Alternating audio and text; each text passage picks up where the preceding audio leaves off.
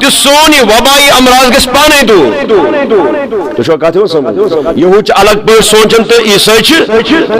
مسلمان یوت گو تتر بتر کیا جی مسلمان ہو ذہن کرو خراب مسلمان دور تمہ دربار نش مسلمان دور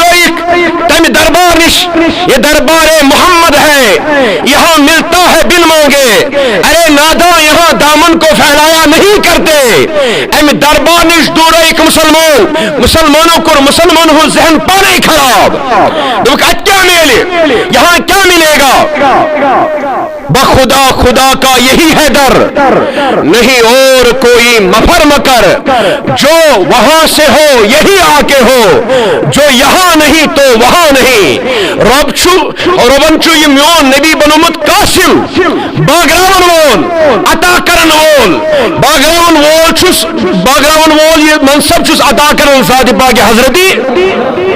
ارے صحابہ کی زندگی کو دیکھو جب ان کو کوئی پریشانی آتی تھی جب ان کو کوئی مصیبت سامنے آتی تھی جب قحط سالی ان کے قریب آتی تھی قسم خدا صحابہ ہوں تیری کچھو ستا کھولو احادیث کی کتابوں کا مطالعہ کرو صحابہ سری جمع گسن گنبد خضرا سے دور مسران اور امپد یس کم پریشانی اس پانی دور گسن پریشانی پانے گسن دور مگر سو ذہن کر خراب اس دوروئی دربار رسول تو چھو کہتے ہوں سمجھ اس دوروئی کمش دربار رسول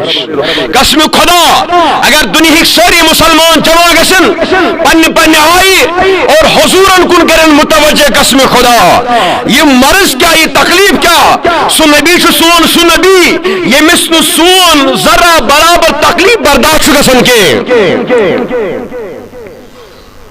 یہ مومنن ہند خاطر